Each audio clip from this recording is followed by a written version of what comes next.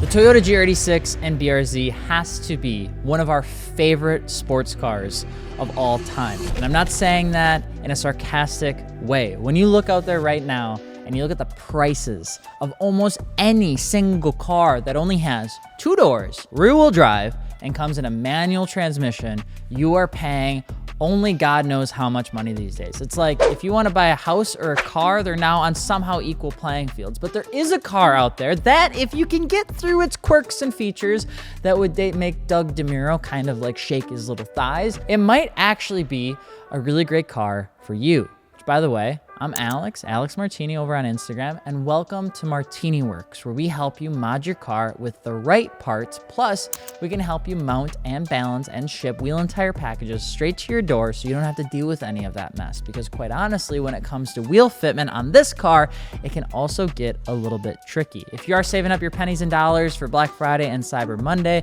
we're gonna have all of the deals listed out there for you so you don't have to worry about that at all. Plus, we have build threads out there, so if you need some inspiration on how to build your car from folks who already did, you can head on over to the website and do that as well. It would mean the world. With that being said, let's get into just why is there a GR86 and why is there a Subaru BRZ? And we have to go back a little bit to 2005, 19 years ago. Oh, that's hurts my heart to even say. For one, it is important to note that Toyota owns a stake in Subaru since 2005. They owned 8.7%. This caused actually Subaru to build the Toyota Camry, if you didn't know. So when you say to yourself, the reason that the GR6 is unreliable is because of Subaru, that might be a little bit of a controversial statement because they have also built the iconic tank that is the Toyota Camry. Now, this ownership stake increased in 2008 because the whole world, when it came to making cars,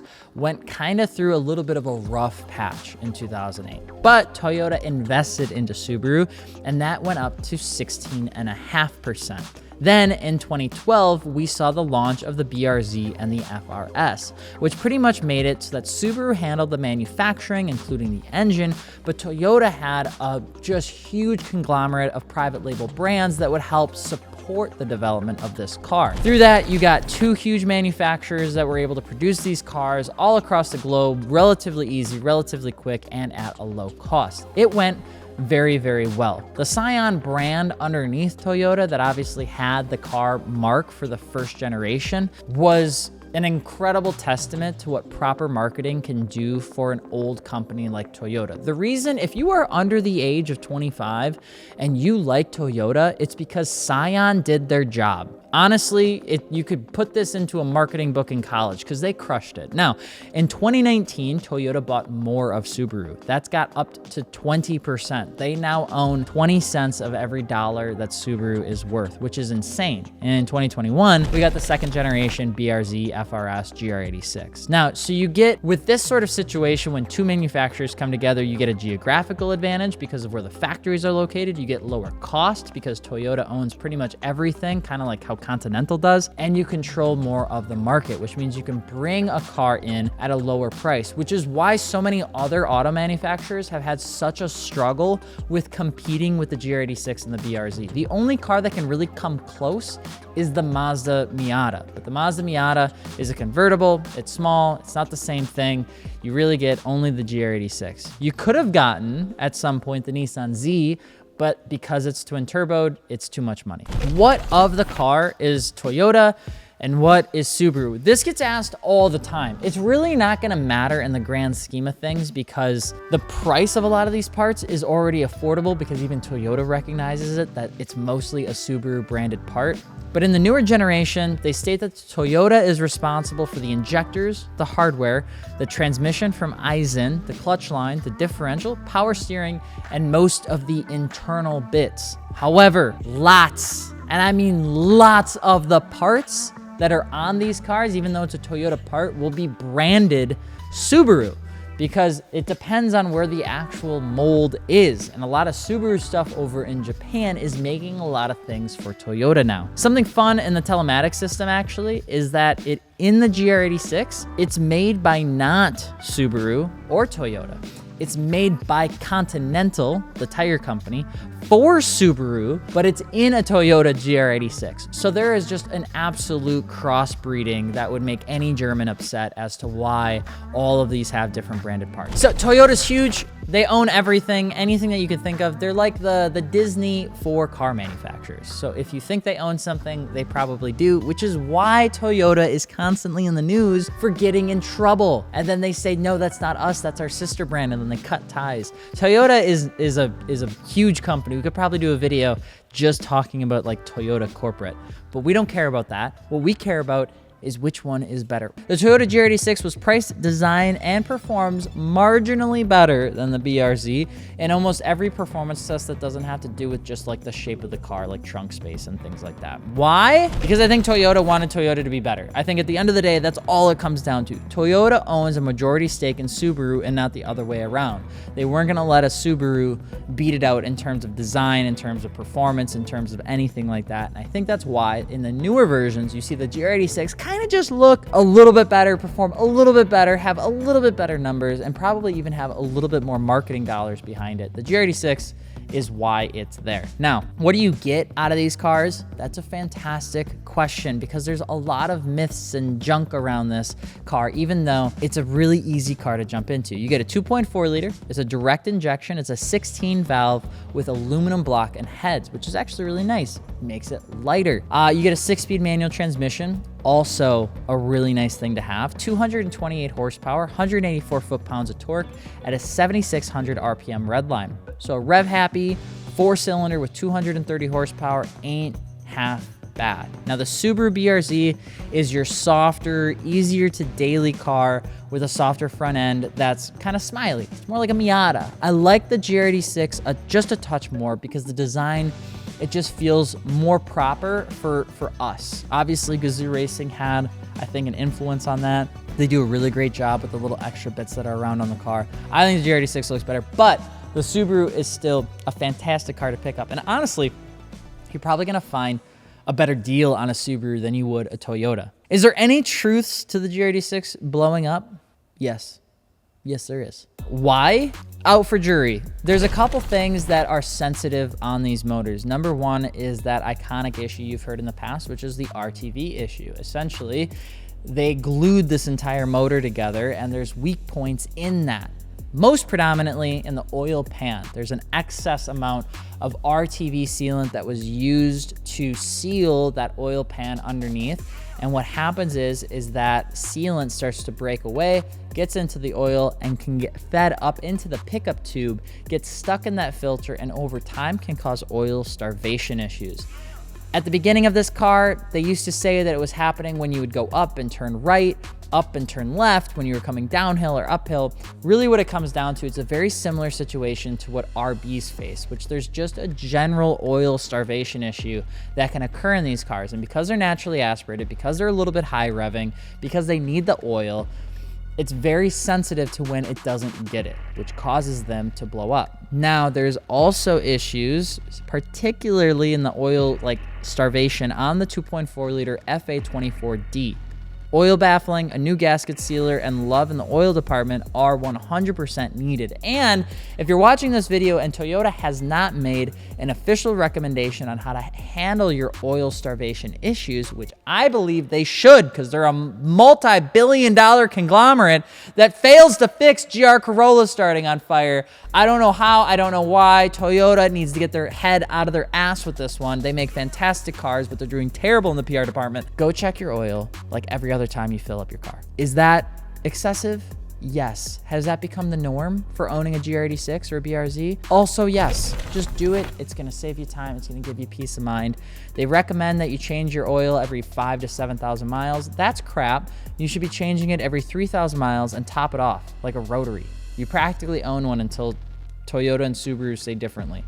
I'm not a huge fan of how they're treating the engine issues with this car. I'm gonna be honest with you, but it is a fantastic car when it's running. It's one of my favorite cars to drive, actually. I love drifting it and I love tracking it. It is a fantastic platform. It feels good, it's comfortable. It's got just the right enough of technology and it's just analog to make it feel like you're driving something that feels different. The GR86 and the BRZ, great platforms. Don't let me scare you just because the engine has this little weird Achilles heel thing going on with it. People often ask, I want to turbocharge it. Did the engine come ready for a turbocharger? And this is actually kind of fun because the answer is a bit yes. Initially, they wanted to bring the FA24F into the GR86 and the BRZ, which is the turbocharged version that you would see in the 2022 WRX. The problem is it meant raising the price, and it also meant raising the center of gravity because of where the turbocharger is located, and then reinforcing the components for the extra 50 horsepower. Instead, they took that out. They didn't want to run that, and we got a 12.5-to-1 compression motor with fancy bits to make it sound faster. Now, the 12.5-to-1 compression is compounded on the fact that the car has oil starvation and oil cooling issues. The higher compression, the more that oil needs to be doing its job, because if it's not, especially with the direct injection, you're gonna get a very hot motor that's going to start gluing metal pieces together very, very fast. I already said it, it's a good car, right? We've talked about this. You guys probably know this. If you're on the fence about buying one, I don't think you're gonna be really disappointed in it. If Jeremy Clarkson says that it's the coupe car of the year against the MP412C, the Porsche 911, the Lotus Exige, you know it's good. I would say one of my favorite parts about the car was when we took it to US Air. I put the Koenig, I wanna say, what were the wheels, Gels? Koenig Ampliform? No. Ultragrams. We put Koenig Ultragrams on this thing and Nexen SU1s and an exhaust, and we slid it around all dang day, and it was so much fun. The car looks incredible. It sits so perfectly. With aftermarket seats, you sit inside the car. All of it is great. I couldn't speak any better about how awesome this car is. It is just that gosh darn motor that's a little bit of a tricky pickle. Now, racing history, the car has already kind of proved its stuff, even the second generation. In its first year, the BRZ GT300 won its class in 2021. Granted, it had an EJ turbocharged. Doesn't matter. Still a great chassis, still a great body, still all that good stuff is awesome. And it also won overall rounds twice with Masato Kawabata in terms of Formula Drift, I believe. And it's a pretty awesome place to start. We just got done talking about how the Datsun 240Z was Nissan and Datsun's answer to making a sports car that worked really well for somebody that got out of college. That was literally how they kind of built it. They wanted it to be somebody's only car. So it had a ton of storage in the back. I think it was like 6.6 cubic feet of space or storage.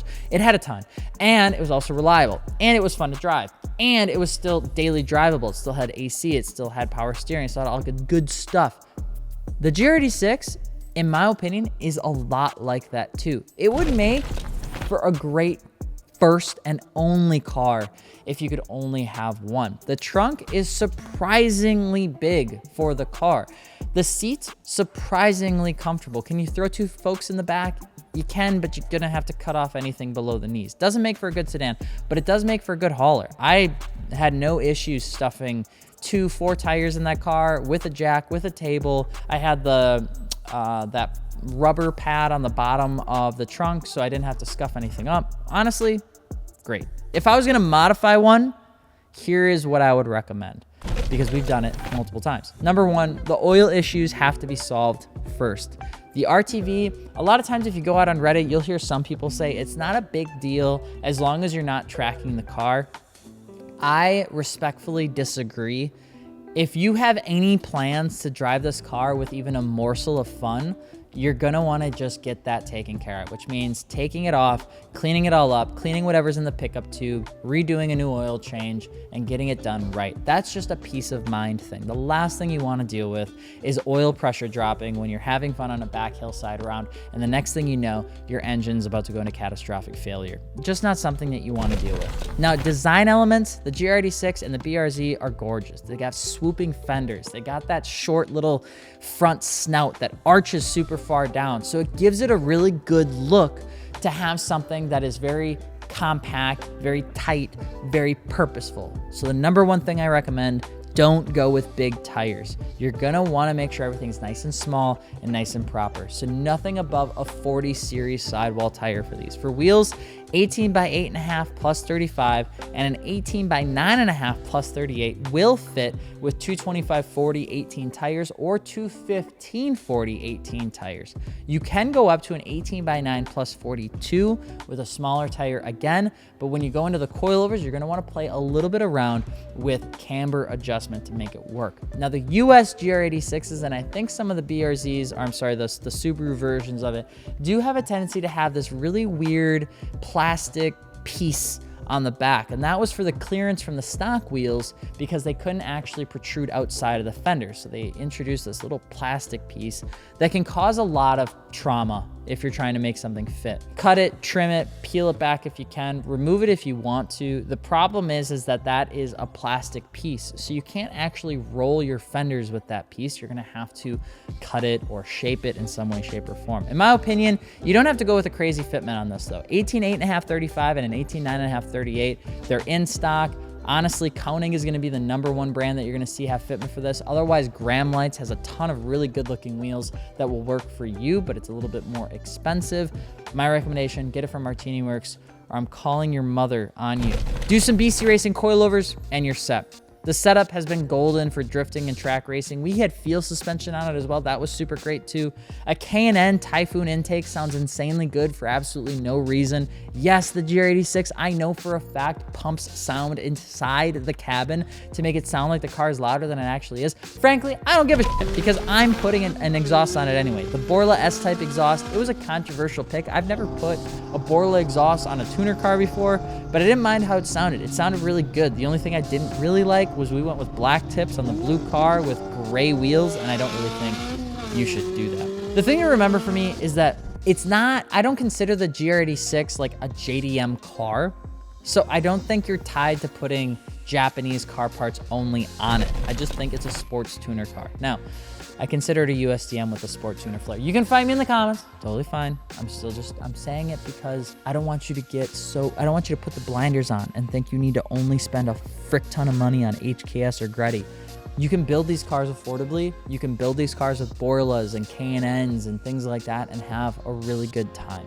Now, a couple things that we made a mistake on. Number one, if you change out that steering wheel, make sure you get some sort of quick plate to put all those buttons that are on your stock steering wheel somewhere, because if you take it off and you don't do it perfectly right, you're gonna get a bajillion errors and you won't have the buttons to actually clear the code. In addition to that, even when you do it right, you need to have access to those buttons because there's buttons on the steering wheel that do not correlate to the buttons from the dash. Usually, in a normal car, you'd have some sort of center configuration system to operate both. No, not with the GR86 or the BRZ. You've got specific buttons on the steering wheel, so when you remove that, you're removing some things that you actually need to have access to. Don't make that mistake. We made it. Seat tips. For some reason or another, a lot of the seats right now, they don't have adjustable brackets. My recommendation is just to buy one that's a fixed bracket and make it into a sliding bracket if you can, because you don't want just one seat in one condition and one distance away. Kind of lame. 85 is super popular for these cars. You can do it. You'd have fun with it.